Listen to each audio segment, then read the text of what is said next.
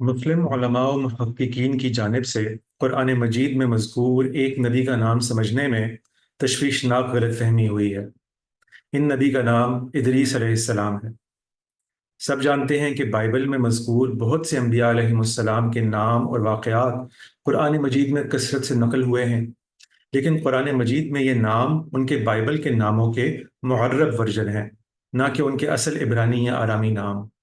شاید عوام نہ جانتے ہوں پر علماء بخوبی واقف ہیں۔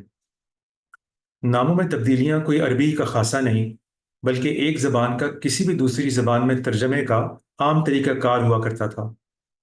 بائبل کے اپنے تراجم میں بھی مناسب حال تبدیلیاں کر کے ان ناموں کو مختلف زبانوں میں تبدیل کرنا ایک بہت عام اور معمول کا عمل ہے۔ لہٰذا بائبل کے تراجم میں عبرانی ناموں کو یونانی اور لاطینی میں تبدیل کر دیا گیا۔ مثال کے طور پر موسیٰ علیہ السلام کو موزز اور عیسیٰ علیہ السلام کو جیزس میں تبدیل کر دیا گیا، نہ کہ موشا اور یشوع جو کہ ان کے اصل عبرانی یا آرامی نام تھے۔ بالکل اسی طرح چونکہ قرآن کی اصل زبان عربی ہے، اس لیے ان ناموں کے عربی ورژن استعمال کیے گئے۔ اسی لیے قرآن میں موشع موسیٰ علیہ السلام کہلائے، یسوع عیسیٰ علیہ السلام اور یوحنا یحییٰ علیہ السلام وغیرہ۔ لیکن حضرت ادریس علیہ السلام ایک ایسا نام ہے جو علماء کے لیے ایک معمہ بن کے رہ گیا۔ مجھے غلط نہ سمجھیے، بعض اسکالرز عام طور پر اس نام کو بائبل کی ایک خاص شخصیت سے یقیناً منسوب کرتے رہے ہیں، یعنی ہنوک یا اینوک، جو نوح علیہ السلام سے بھی پہلے گزرے۔ لیکن نہ صرف یہ کہ اس اطلاق پہ اتفاق رائے نہیں ہے، بلکہ اس کی بنیاد بھی نہایت کمزور اور قابل بحث ہے۔ بس چونکہ حنوک اور ادریس کے الفاظ میں اتنا بڑا فرق ہے جو معمول سے ہٹ کر ہے، اور چونکہ قرآن مجید میں ان کے بارے میں کوئی ایسی تفصیل بھی موجود نہیں ہے جس سے ان کی نشاندہی میں کوئی خاطر خواہ مدد مل سکے، اس لیے اس نسبت کی تحقیق بہر اعتبار ضروری ہے۔ اس بات کو سمجھنے کے لیے کہ قرآن مجید میں استعمال ہونے والے معرب نام کیسے وجود پذیر ہوئے، ہمیں کسی قدر تفصیل میں جانا ہوگا تاکہ یہ سمجھا جا سکے کہ ادریس علیہ السلام اصل میں کون ہیں۔ قرآن مجید میں استعمال ہونے والے بائبل کے انبیاء کے ناموں کی صورتیں وہ معرب صورتیں ہیں جو قرآن کے نزول کے وقت جزیرہ نما عرب میں یا تو مستعمل تھیں اور یا قواعد کی روح سے ہونی چاہیے تھیں، کیونکہ قرآن کا مزاج یہ ہے کہ وہ حتی الامکان ایسے نام استعمال کرتا ہے جن سے مطلوبہ سامعین پہلے سے واقف ہوں، اور ایسے شواہد موجود ہیں کہ عرب ان ناموں سے واقف تھے، باوجود اس کے کہ وہ خدا کی طرف سے کوئی الہامی کتاب اب تک وصول نہ کر پائے تھے۔ تاہم شہروں اور گاؤں میں یہودی قبائل ان کے ہمسائے تھے جن سے وہ یہ نام سنتے رہتے تھے، اور اس لیے بھی کہ عرب خود بنی اسماعیل تھے، چنانچہ چاہے وہ بائبل میں مذکور ان کی تفصیلی تاریخ سے واقف ہونا ہو، لیکن اکثر نام ان کے معاشرے میں کوئی بیگانی یا اجنبی چیز نہیں تھے۔ ہم جانتے ہیں کہ بائبل میں عہد نامہ قدیم اصل میں عبرانی میں نازل کیا گیا تھا، لیکن عبرانی زبان کے عہد نامہ قدیم کا کوئی مستند و مکمل نسخہ قرآن کے نزول کے وقت بلکہ اس سے سینکڑوں سال پہلے سے موجود ہی نہیں تھا۔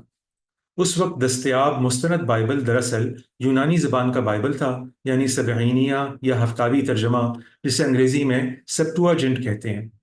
اگرچہ لاطینی بائبل بھی قرآن کے نزول سے کچھ پہلے تیار ہو چکا تھا، مگر اسے شامل عوامل رکھنا اس لیے ضروری نہیں کیونکہ اس میں مستعمل نام تقریباً ہو بہو یونانی کی نقل تھے، اور ہم جانتے ہیں کہ جس طرح انبیاء کے عربی نام عبرانی ناموں سے مختلف ہیں، اسی طرح ناموں کے یونانی ورژن بھی عبرانی سے مختلف تھے۔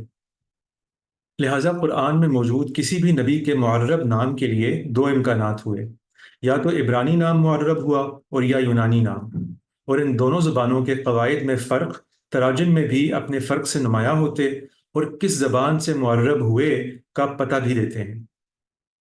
بس قرآن میں استعمال ہونے والے کسی بھی نام کی حتمی عربی شکل یا تو عبرانی یا یونانی اصل سے ماخوذ و متاثر تھی۔ ہم قرآن میں دونوں کی مثالیں آسانی سے دیکھ سکتے ہیں۔ مثال کے طور پر عبرانی نام موشے ہے، جبکہ یونانی شکل موزز ہے۔ قرآن مجید میں اس نام کی معرب صورت موسیٰ ہوئی جو واضح طور پر عبرانی سے ماخوذ ہے۔ اسی طرح اسحاق و یعقوب علیہ السلام کے نام بھی عبرانی سے معرب ہوئے۔ ان کے علاوہ بھی بہت سی مثالیں ہیں۔ تاہم یونانی ماخوذ نام بھی ہیں۔ مثال کے طور پر عبرانی زبان میں الیاہو نبی یونانی بائبل میں الیاس ہو گئے، جو قرآن میں بھی الیاس ہوئے۔ اسی طرح عبرانی زبان میں یوناہ یونانی میں یونس ہو گئے اور قرآن میں بھی یونس کہلائے، جو عبرانی کے مقابلے میں یونانی سے ماخوذ ہے۔ دراصل ناموں کے آخر میں آنے والا سین یا ایس جو یونانی میں مذکر کے لیے لگایا جاتا ہے، عام طور پر یونانی نسب کا بلا تردد بتا دیتا ہے۔ اب ان دو ممکنہ شاخوں یعنی عبرانی یا یونانی پر غور کر کے ہم یہ معلوم کر سکتے ہیں کہ ادریس نام کس شخصیت کی طرف اشارہ کرتا ہے۔ چنانچہ حقیقت ہے کہ عبرانی بائبل میں اس سے دور دور تک مماثل کوئی نام ہمیں نہیں ملتا، لیکن یونانی بائبل میں ایک واضح فاتح نظر آتا ہے۔ یونانی بائبل میں ایک نام اسدراس ہے، جو آرامی نام عزرا یا عبرانی عزریاہو کا یونانی و لاطینی ورژن ہے۔ یہ بائبل سے نبی عزرا کاتب کا اتنا مشہور نام ہے کہ بائبل کے مختلف ورژنوں میں ایک اسدراس سے لے کر 4 اسدراس تک کی مختلف عددی اسکیموں کے ساتھ متعدد کتابیں موجود ہیں۔ انہیں موسیٰ ثانی اور مجدد قرار دیا جاتا ہے کیونکہ انہوں نے بابل کی جلاوطنی کے بعد موسیٰ علیہ السلام کی شریعت کی تنقیح کی، بابل کے اسیری سے واپسی میں یہود کی قیادت کی اور یہودیت کی ان بہت سی سنتوں کو قائم کیا جو آج تک رائج ہیں۔ الفاظ کے مصادر و انساب کے ماہرین تو کجا کوئی بھی شخص دیکھ سکتا ہے کہ اسدراس سے ادریس ہو جانا کس قدر اغلب ہے۔ یہ تراجم اسماء میں رد و بدل کے قرآنی قواعد سے مطابقت رکھتا ہے، اور اس کا اختتام یونانی اور عربی دونوں زبانوں میں سین پہ ہوتا ہے، جو ایک اور اہم ثبوت ہے۔ یہ عبرانی کے بجائے یونانی ورژن سے اپنائے گئے تمام ناموں کے نمونے کے ساتھ فٹ بیٹھتا ہے، اور جبکہ عبرانی خنوک سے تو ادریس کا کوئی جوڑ ہی نہیں ہے، یہاں تک کہ دونوں ناموں کے درمیان ایک حرف بھی مشترک نہیں۔ اس کے علاوہ یہودیت پر اسدراس علیہ السلام کا اتنا بڑا اثر تھا کہ یہ حیران کن معلوم ہوتا ہے کہ قرآن میں تعریف کے تناظر میں ان کا کوئی ذکر ہی نہ ہو، کیونکہ اگر یہ دونوں مقامات ان کے متعلق نہ مانے جائیں تو قرآن میں ایسی کوئی جگہ نہیں ہے جہاں اسدراس کو تعریف کے تناظر میں مذکور مانا جا سکے۔ البتہ جو کوئی بھی قرآن مجید سے اچھی طرح واقف ہو وہ کہے گا کہ سورۃ التوبہ آیت 30 میں عزیر کے نام سے ایک ایسی شخصیت موجود ہے جنہیں مسلمان پہلے ہی سے عزرا نبی مانتے ہیں، تو ان کا کیا ہوگا؟ دراصل عزیر عزرا نہیں ہے، اور یہی وجہ ہے کہ اس مضمون کے آغاز میں اسے ایک تشویشناک غلط فہمی قرار دیا گیا ہے، کیونکہ عزیر کو عزرا سمجھنے سے اوپر بیان کیے گئے مسائل بھی حل نہیں ہوتے، اور در حقیقت ایک اور بڑا مسئلہ ایسا پیدا ہوتا ہے جو آج تک مسلمانوں سے حل نہیں ہو پایا۔ لیکن یہ جلد ہی آنے والے ایک علیحدہ اور مفصل ویڈیو کا موضوع ہے۔ اس ویڈیو میں بیان شدہ شواہد سے حاصل ہونے والی بات البتہ یہ ہے کہ ادریس حقیقتاً اسدراس یعنی عزرا کاتب علیہ السلام ہیں، نہ کہ وہ عزیر جنہیں یہود خدا کا بیٹا سمجھتے تھے۔